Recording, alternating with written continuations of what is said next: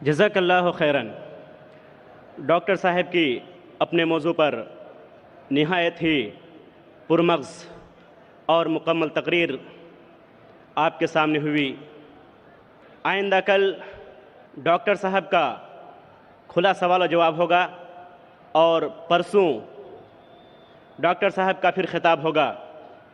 لیکن جیسا کہ آپ تمام حضرات بخوبی واقف ہیں کہ ڈاکٹر صاحب کے خطاب کے بعد سب سے اہم سیشن، سب سے اہم نشست جو ہوتی ہے وہ سوال و جواب کی ہوتی ہے۔ اب وقت آ چکا ہے کہ آپ جناب ڈاکٹر ذاکر نائک صاحب سے روبرو ہوں اپنے سوالوں کے ساتھ۔ یہ سوال و جواب کا مرحلہ جتنا خوبصورت اور دلچسپ ہے، اس کے اتنے ہی اچھے اور مناسب کچھ اصول بھی ہیں تاکہ اس کے ذریعہ ہم صحیح معنی میں ڈاکٹر صاحب کے جوابوں سے مستفید ہو سکیں۔ سوال و جواب کے سلسلے میں کچھ شرائط ہیں۔ سب سے پہلی شرط یہ ہے کہ سوال کرنے والا سب سے پہلے اپنا نام اور اپنا پروفیشن یعنی پیشہ بتائے۔ دوسری شرط یہ ہے کہ سوال مختصر ہو، کوئی لمبی چوڑی تقریر نہ ہو۔ تیسری شرط یہ ہے کہ سوال فقہی اور اختلافی مسائل سے متعلق نہ ہو۔ چوتھی شرط یہ ہے کہ ایک وقت میں ایک ہی سوال ہو۔ دوبارہ اگر آپ کوئی اور سوال کرنا چاہتے ہیں تو آپ کو پھر سے لائن میں جانا پڑے گا اور نمبر آنے پر آپ کو سوال کرنے کا موقع ملے گا۔ پانچویں شرط یہ ہے کہ سوال کرنے میں غیر مسلم بھائی کو اور بہن کو ترجیح دی جائے گی۔ اگر کسی بھی لائن میں کسی بھی مائک پر کوئی غیر مسلم بھائی یا بہن موجود نہ ہو تو پھر مسلمان بھائی یا بہن کو سوال کرنے کی اجازت ہوگی۔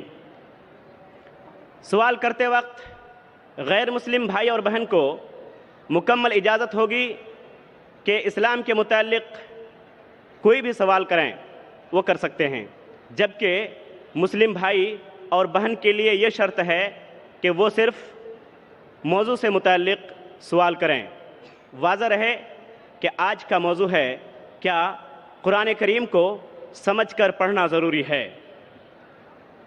سب سے آخری شرط یہ ہے کہ اگر کوئی سوال نامناسب ہو تو مجھے اس بات کی مکمل اجازت ہوگی کہ اس سوال کو میں رد کر سکوں۔ اب ہم لوگ مکمل ڈسپلن کے ساتھ اس کارروائی کو آگے بڑھائیں۔ اس کے لیے ہمارے پاس 5 مائک ہیں، 3 مائک ہیں مردوں کے لیے اور 2 مائک ہیں لیڈیز یعنی خواتین کے لیے۔ میں درخواست کرتا ہوں میرے غیر مسلمان بھائیوں اور بہنوں سے، کیا یہ سنہرا موقع ہے؟ آپ اسلام کے متعلق کوئی بھی سوال پوچھ سکتے ہیں۔ آپ چاہے تو میرے لیکچر پہ تنقید کر سکتے ہیں، مجھے کوئی اعتراض نہیں۔ آپ کو اگر قرآن مجید میں کوئی غلطی لگتی ہے تو قرآن مجید کے بارے میں سوال پوچھ سکتے ہیں۔ آپ کو لگتا ہے اسلام کی کوئی تعلیم ہے جو آپ کو لگتا ہے کہ صحیح نہیں ہے، آپ کا یہ موقع ہے۔ آپ اسلام کے بارے میں کوئی بھی سوال پوچھ سکتے ہیں، عیسائیت کے بارے میں، ہندوازم کے بارے میں، یہودیت کے بارے میں۔ میں طالب علم ہوں اسلام اور دیگر مذاہب کا، میں اسٹوڈنٹ ہوں اسلام اور کمپیریٹو ریلیجن کا۔ یہ آپ کا سنہرا موقع ہے۔ عام طور پہ مذہبی تقریر کے بعد سوال جواب کا کھلا سیشن نہیں ہوتا۔ یہ موقع ہے کہ میں غیر مسلمان بھائیوں اور بہنوں سے درخواست کرتا ہوں کہ آپ کوئی بھی سوال کر سکتے ہیں، ٹاپک کے اندر ٹاپک کے باہر بھی، مجھے کوئی اعتراض نہیں۔ آپ چاہے تو قرآن مجید کو اٹیک کر سکتے ہیں، اسلام کو اٹیک کر سکتے ہیں، میں نوجوان ہوں لیکن میں لے سکتا ہوں۔ آپ کوئی بھی سوال کر سکتے ہیں، یہ آپ کا موقع ہے۔ آپ کو ایسے موقع بار بار نہیں آئیں گے۔ میری درخواست ہے، مجھے آرگنائزرز نے کہا کہ الحمدللہ کئی گئے مسلمان اس فنکشن میں آنے والے، آپ بنا جھجک کوئی بھی سوال پوچھ سکتے، چاہے تنقیدی بھی ہو تو بھی چلے گا، مجھے کوئی اعتراض نہیں۔ آپ کوئی بھی سوال پوچھ سکتے۔ میں غیر مسلمان بھائیوں اور بہنوں سے درخواست کرتا ہوں کہ آپ مائک کی طرف آئیے اور آپ کوئی بھی سوال پوچھ سکتے ہیں۔ سب سے پہلے ہم چلتے ہیں مائک نمبر 1 پر. وہاں اگر کوئی غیر مسلم بھائی ہے اور ان کے ذہن میں کوئی سوال ہے تو وہ سوال کر سکتے ہیں مائک نمبر 1 سے. آداب. آداب. السلام علیکم. وعلیکم السلام. میرا نام وجے کمار بوترا, میں کشن گنج کا نواسی ہوں, اینڈ یہاں پر ایک میری ریزن کی انڈسٹری ہے. By profession I am an entrepreneur. ماشاء اللہ. ایسا ہے, آپ کے وشے میں نے آپ کی تقریریں کافی ٹی وی پر بھی دیکھی ہے, پیس ٹی وی پر کلکتے میں, اور ہم نے ایسا پایا ہے کہ آپ اسلام کے علاوہ ہندو شاستروں میں بھی آپ کی بہت بڑی آستھا اور بہت بڑی روچی رکھتے ہیں. میرے میں یہ جاننے کی اتسکتا ہے کہ آپ کی یہ اتسکتا ہندو شاستر کے پرتی کب آئی اور کیوں آئی, اس کے وشے میں مجھے آپ سے تھوڑا بھائی صاحب کا سوال ہے کہ انہوں نے مجھے ٹی وی پہ کلکتہ میں کئی بار دیکھا ہے اور یہ جانا ہے کہ اسلام کے علاوہ میں دیگر مذاہب کے بارے میں بات کرتا ہوں اور ہندو دھارمک کتابوں کے بارے میں بھی میں علم رکھتا ہوں. تو یہ پوچھنا چاہتے یہ خواہش کب آئی اور کیسے آئی. میں جب میرا میڈیکل کالج میں تھا تو میں متاثر ہوا ایک شخص جن کا نام تھا شیخ احمد دیداد. وہ ساؤتھ افریقہ کے تھے اور وہ اسلام اور عیسائی مذہب پہ مہارت رکھتے تھے. جب ان کی تقریر سنا تو میں ان سے متاثر ہوا اور میں نے قرآن اور بائبل کا الحمدللہ علم حاصل کیا. تو سب سے پہلے میں نے علم حاصل کیا بائبل کے بارے میں, اسلام اور عیسائیت کے بارے میں. اور جب میں ان سے ملا انہوں نے کہا کہ اسلام اور عیسائیت پہ کئی لوگ تقریر کر چکے اور کئی کتابیں لکھ چکے, لیکن ہندو مذہب اور اسلام کے بارے میں وہ چند کتابیں ہیں. انہوں نے درخواست کی کہ بیٹا عیسائیت کے علاوہ دیگر مذاہب کے بارے میں آپ مطالعہ کیجئے اور ان کو بھی پیغام پہنچائیے. اور جب قرآن مجید کی میں نے آیت پڑھی, قرآن مجید میں اللہ تعالیٰ ایشور کہتے ہیں سورہ ال عمران میں سورہ نمبر 3 آیت نمبر 64 میں تعالوا الی کلمۃ سواء بین بینکم, آؤ ہم اس بات کی طرف جو آپ اور ہم میں یکساں ہے. سب سے پہلی بات کیا ہے؟ اللہ نعبد الا اللہ, کہ ہم صرف ایک ایشور کی عبادت کریں. ولا نشرک بہ شیئا, کہ ہم آپس میں کسی کو شریک نہ کریں. ولا یتخذ بعضنا بعضا اربابا من اللہ, کہ ہم آپس میں کسی کو رب نہ کہے.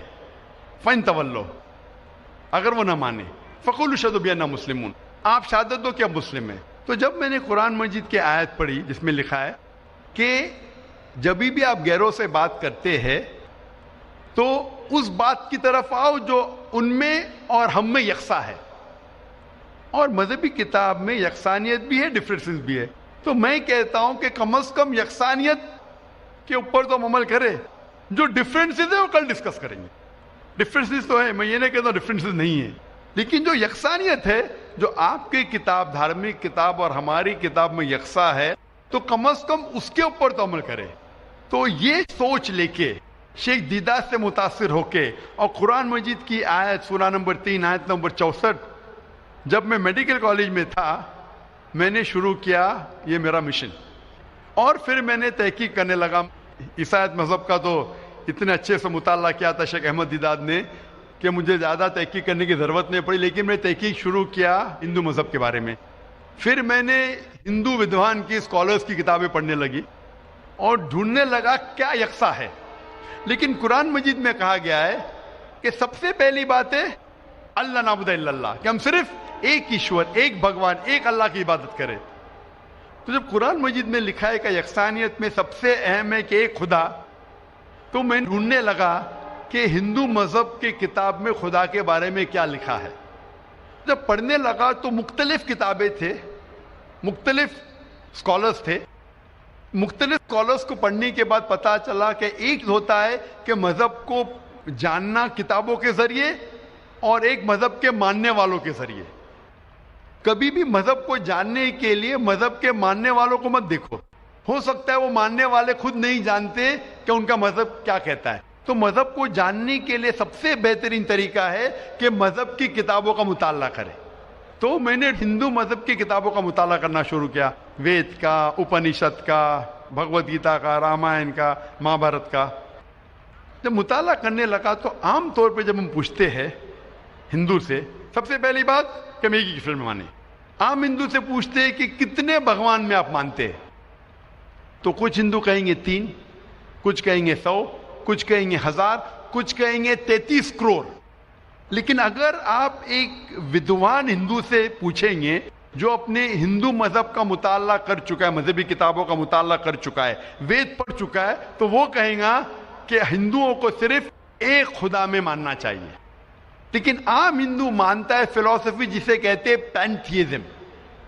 عام ہندو کہتا ہے کہ سب کچھ خدا ہے، پیڑ خدا ہے، چاند خدا ہے، سورج خدا ہے، انسان خدا ہے، سانپ خدا ہے. ہم مسلمان کہتے ہیں سب کچھ خدا کا ہے، پیڑ خدا کا ہے، چاند خدا کا ہے، سورج خدا کا ہے، انسان خدا کا ہے، سانپ خدا کا ہے. تو یہ اہم فرق ہے عام ہندو اور عام مسلمان میں. عام ہندو کہتا ہے سب کچھ خدا ہے، ہم مسلمان کہتے ہیں سب کچھ خدا کا ہے. تو یہ فرق ہے صرف کا. اگر یہ کا کے فرق کو مٹا لے تو ہم ہندو اور مسلمان ایک ہو جائیں گے. کیسا کرنا چاہیے؟ تعالوا الی کلمۃ سواء بیننا وبینکم، آؤ ہم اس بات کی طرف جو آپ اور ہم میں یکساں ہے. تو جب میں ہندو مذہب کی کتابوں کا مطالعہ کرنے لگا تو ایک اہم کتاب کا نام ہے اپنشد.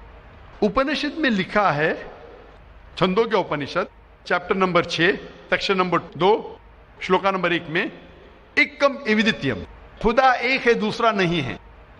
جب ہم پڑھیں گے سوتا سوتر اپنشد چیپٹر نمبر 6 شلوکا نمبر 9 میں، ناچس سے کسج جنیتا نہ چدیپا، یہ سنسکرت کوٹیشن ہے جس کے معنی ہے اس خدا، اس ایشور کا کوئی رب نہیں، اس ایشور کے کوئی والدین نہیں، اس کے اوپر کوئی نہیں ہے، اس کی والدہ نہیں، اس کے والد نہیں ہے. لکھا ہے سوتا سوتر اپنشد میں چیپٹر نمبر 4 شلوکا نمبر 19 میں، نہ تस्य پرتیما استی، اس ایشور کی کوئی پرتیما نہیں. پرتیما سنسکرت میں ہوتا ہے عکس، photograph, painting, picture, idol, statue, sculpture.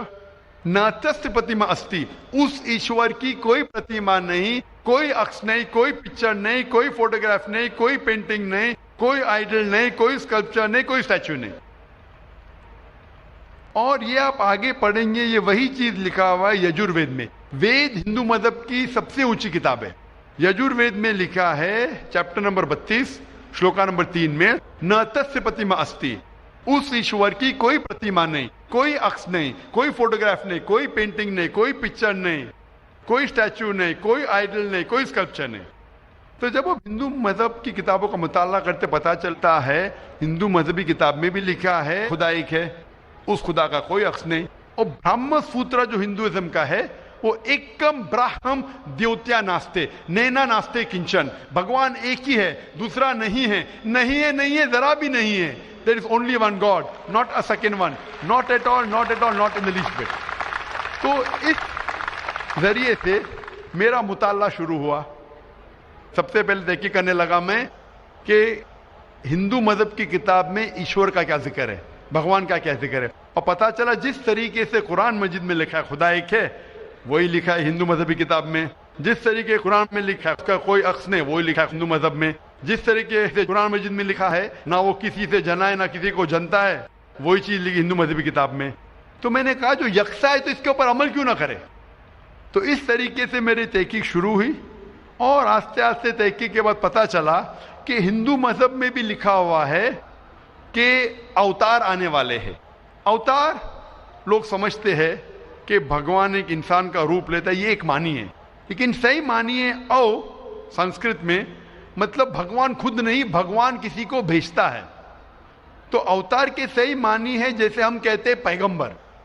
تو بھگوان نے، ایشور نے کئی پیغمبر بھیجے اور آخری پیغمبر کا ذکر ہندو مذہبی کتاب میں ہے، کئی کتابوں میں ہے، وید میں ہے، اپنشد میں ہے.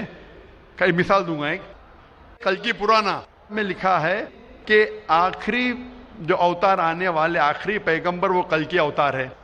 ان کے والد کا نام ہے وشنو یاس. وشنو مطلب خدا، یاس مطلب نوکر، خدا کا نوکر. عربی میں کریں گے تو ہو جاتا ہے عبداللہ. جو نام تھا محمد صلی اللہ علیہ وسلم کے والد کا. اس کے والدہ کا نام ہے سمتی، مطلب شانتی، امن. عربی میں ہو جاتا ہے آمنہ، جو محمد صلی اللہ علیہ وسلم کے والدہ کا نام تھا. اس میں لکھا ہے کہ انہیں وہی آئیں گی ایک کیو میں، ایک غار میں، جو محمد صلی اللہ علیہ وسلم غار ہرا میں آئی تھی. انہیں وہی آئیں گی رات کے وقت. وہ بعد میں جائیں گے نارتھ ورڈ اور پھر واپس آئیں گے. محمد صلی اللہ علیہ وسلم نے ہجرت کی تھی، مدینہ کی طرف واپس آئے. ان کے 4 قریب دوست ہوں گے، اس میں 4 خلفاء راشدین ہیں. اس طریقے سے ڈیٹیل میں لکھا گیا ہے آخری پیغمبر، جو آخری اوتار جو آنے والے محمد صلی اللہ علیہ وسلم. تو میں کہتا ہوں ہندوؤں سے کہ آپ اپنی ہندو کتاب کا مطالعہ کیجئے اور ہم ہندو اور مسلمان ایک ہو جائیں گے. تو اس طریقے سے میرے تحقیق شروع ہوئی اور میں دنیا بھر میں کوشش کرتا ہوں امن کا پیغام لوگوں تک پہنچائے. جی بھائی صاحب، آپ نے جو اپنشدوں کا ورنن کیا اس کے ساتھ میں ایک لائن اور جوڑتا ہوں جہاں پر یہی لکھا ہوا ہے کہ ایشور ایک ہی ہے. وہ ہماری شریمد بھگوت گیتا ہے، جسے ہم شریمد بھگوان کی وانی یا ایشور کی وانی کہتے ہیں. اس کے چیپٹر نمبر 18 شلوک نمبر 66 میں ہے، اننیا سرو دھرمان پریتیجم مام کم شرنم پرجا اہم توام سرو پاپیبھیو موکشیسامی ما شوچا. اس میں بھی ایک ہی ایشور کی اور انگت کیا گیا. تو آپ جو کہہ رہے ہیں ایک دم صحیح اور ایک دم یتھارتھ ہے کہ ہمارے ہندو میں ایک ہی ایشور کی ہے، باقی روپ ہم نے الگ مان لیا ہے. یہ ایک آستھا کا وشے ہو جاتا ہے، ساکار روپ نراکار روپ وہ الگ ہے، لیکن ایشور کو ہمارے یہاں بھی آپ نے ایک دم ٹھیک فرمایا ہے. گیتا بھی ہماری یہی کہتی ہے. دھنیہ واد آپ کو بہت بہت. جزاک اللہ شکر.